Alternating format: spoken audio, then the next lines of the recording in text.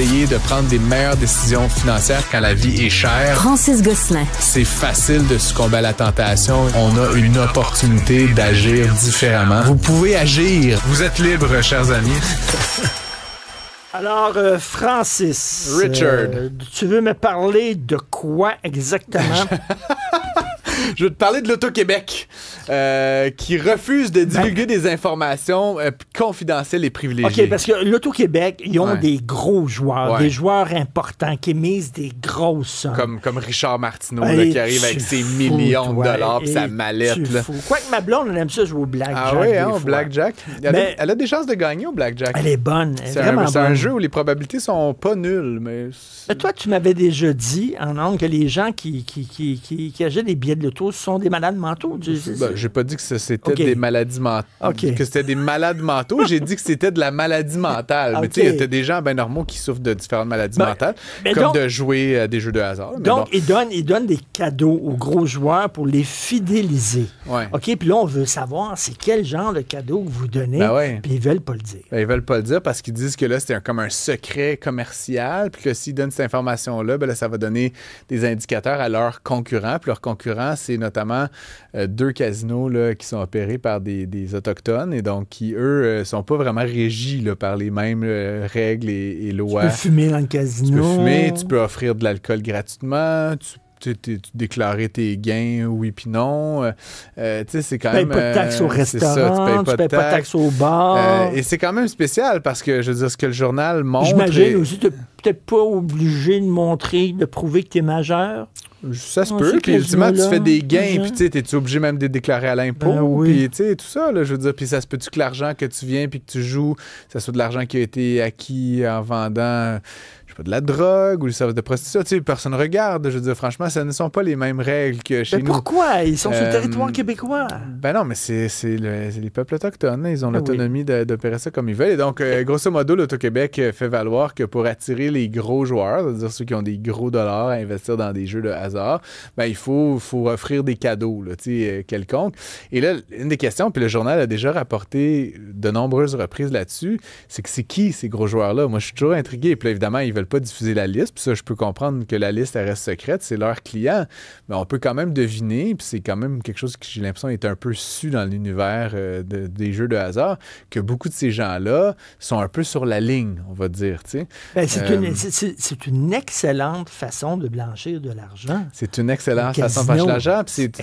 C'est donc des gens, possiblement avec des parcours ou des dossiers criminels lourds, à qui on offre des cadeaux avec de l'argent.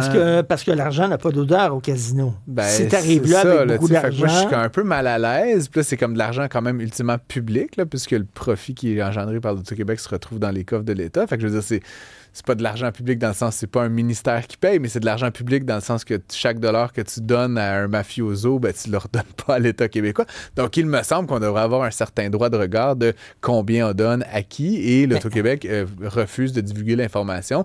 Ça avait déjà fait l'objet d'une judiciarisation il y a une vingtaine d'années, puis les journalistes avaient eu gain de cause. Mais cette fois-ci, la Commission de l'accès à l'information, qui, rappelons-le, s'est fait un peu démantibuler par la CAQ là, récemment, là, donne raison à l'Auto-Québec. Et donc, on ne pourra pas savoir. Donc, on ne pourra pas savoir. C'est notre argent. Jusqu'à nouvel ordre. C'est notre argent. L'Auto-Québec donne des cadeaux à ces gens-là avec notre argent. Je ne sais pas si tu es familier avec le syndrome Barbara Streisand. Ça dit-tu vaguement quelque chose? Tu peux expliquer. Pour ceux qui ne connaissent pas, c'est que Mme Streisand, il y avait eu une information à son sujet qui avait été popularisée et elle avait essayé de faire taire cette information-là. Et par son effort de vouloir faire taire l'information, ça avait intéressé davantage d'individus sur l'information en question. C'était des photos de sa maison. C'est des photos de sa maison. Et donc, dans le cas de l'Auto-Québec, j'ai comme l'impression que le fait qu'il refuse de donner l'information, ben moi, là, maintenant, j'avais aucun intérêt vraiment pour ça, mais là, soudainement, j'aimerais bien ça savoir. Et j'aimerais bien ça que les journalistes continuent à poser la question. J'aimerais bien ça qu'il y ait des gens chez l'Auto-Québec qui répondent à nos questions. C'est quand même un peu leur devoir. Et donc, ultimement, le fait de refuser ou d'essayer de dissimuler l'information risque de la rendre encore plus intéressante aux yeux de journalistes et de la population. Donc, à mon avis, l'Auto-Québec, tôt ou tard, va devoir plier là-dessus. Là. Ça n'a pas de maudit bon sens qu'on utilise de l'argent, comme je dis, comme ça, pour faire des cadeaux. Puis quel cadeau? Puis tu sais, c'est combien qu'on donne, ultimement? On peut pas savoir. C'est correct si t'offres un verre de champagne, mais si t'offres une suite royale à 1000 $ la nuit, ça doit être ça. Ben, je sais pas. On peut pas savoir. Mais tu sais, je suis quand même très intéressé soudainement. C'est pas rien qu'une boîte de... C'est pas rien qu'une boîte de chocolat. De Cracker Jack. Mais, tu sais, quand tu as un cancer de la prostate, tu souffres d'incontinence pendant un petit bout de temps. Je ne souffre plus d'incontinence, sauf quand j'entends l'Auto-Québec dire « Nous avons une mission sociale et on s'arrange pour que le jeu demeure un jeu », je te le dis, je me pisse dessus. C'est le moindre... à leur défense, je vais quand même dire c'est le moindre mal, on va dire, l'Auto-Québec. C'est-à-dire, tu sais, l'alternative, c'est ce que c'était à l'époque. Tu sais, c'est le free-for-all. Puis là, évidemment, tu as des acteurs, on pourrait dire, moins bien intentionnés qui viennent puis qui carrément jouent avec le système. Puis c'est un peu le cas aux États-Unis, là, dans une certaine mesure. Puis c'est encadré fort heureusement par l'État. Mais le fait que chez nous, ça soit l'État, c'est un peu malaisant parce que finalement, c'est l'État qui est à l'origine du vice. Mais en même temps, si ce n'est pas l'État, qui? T'sais? Donc, comme je te dis, c'est le moindre mal d'avoir l'Auto-Québec. Non, je sais bien, mais quand ils disent, on s'arrange pour ne pas encourager les joueurs compulsifs, je m'excuse, ils donnent des cadeaux à des gros joueurs. Mais tu pourrais faire le même argument. Puis encore une fois, là, on est sur le registre économique, mais aussi moral, dans une certaine mesure. Tu pourrais faire le même argument sur la Société des alcools du Québec. Qu'on voit de plus en plus que l'alcool, ça occasionne le cancer, qu'il y a plein de conséquences. Évidemment, la facilité d'accès puis la qualité des produits peut occasionner de l'alcoolisme. C'est socialement très grave. Et on a un monopole d'État dont c'est la mission de maximiser ses profits. Là, tu comprends? Fait que je veux dire, mais c'est encore une fois un moindre mal. On a décidé de nationaliser puis de monopoliser la distribution d'alcool au pays. Je sais pas quoi te dire. Que tu sais, en bon français, dame de feudou, dame de feudon, d'une certaine façon. C'est ça qu'on a. Bref, c'est une drôle de situation chez l'Auto-Québec. Moi, je te dis, là, depuis qu'on en a parlé plus tôt aujourd'hui, je suis très intrigué. J'ai comme envie de devenir un gros joueur juste pour me faire offrir des cadeaux. En même temps, on est content qu'il y ait des gros joueurs. Parce que ça rapporte de l'argent dans les coffres de l'État. Sûrement. C'est une taxe volontaire. Si tu décides d'aller flamber ton argent au casino, c'est de tes affaires à toi. Oui, mais c'est ça. Je ne sais pas comment ça se passe dans le milieu des gros joueurs. M.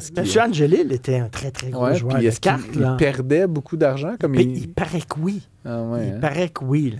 C'est son argent. On alimente la maladie mentale. On alimente l'addiction des gens. Est-ce que tu penses qu'on va tuer le capitalisme, Richard? Pourquoi? C'est moi qui t'interview, là. Est-ce qu'il faut tuer le capitalisme? Moi, je pense que non. Moi, je suis un fan de capitalisme, mais il y a un livre qui a été écrit en 2003 par le fondateur d'AXA, qui est une des plus grosses compagnies d'assurance au monde, là, vraiment un géant de l'assurance.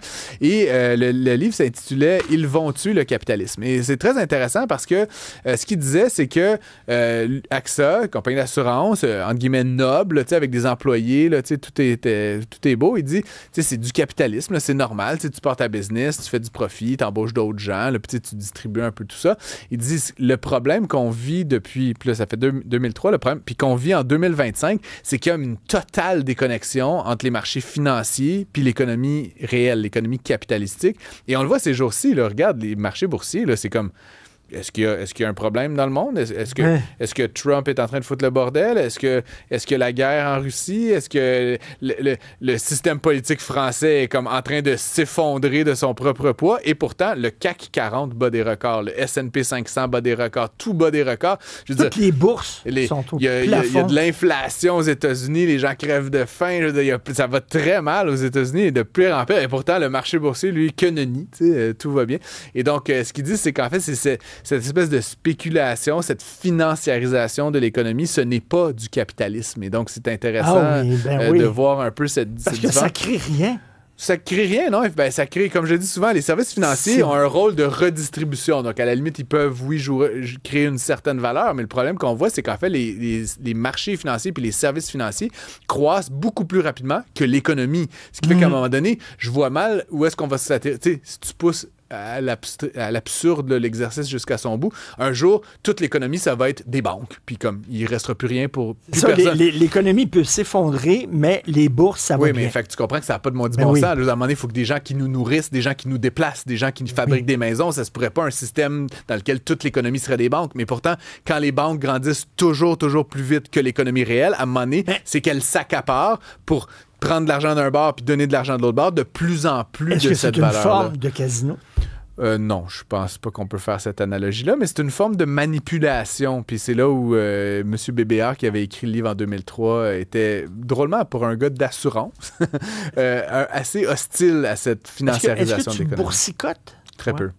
Mais il y a des gens qui font ça à temps plein, c'est leur job. Oui, oui, oui. Ils sont chez eux, puis ils achètent des actions, puis ils vendent des actions, achètent des actions, et ils ne font que ça. Ben oui, effectivement. J'ai rien contre ça. Comme je te dis, c'est juste que dans l'absolu, il doit y avoir à un moment donné une certaine corrélation entre ce qu'on vit dans le monde réel de l'économie, qui est mon univers, puis le domaine de la finance, qui est un autre univers. Puis tu sais, les gens, ils pensent souvent, l'économiste, ils parlent d'argent, mais moi, ce que je parle, c'est l'économie, le monde qui fabrique des trailers de chars.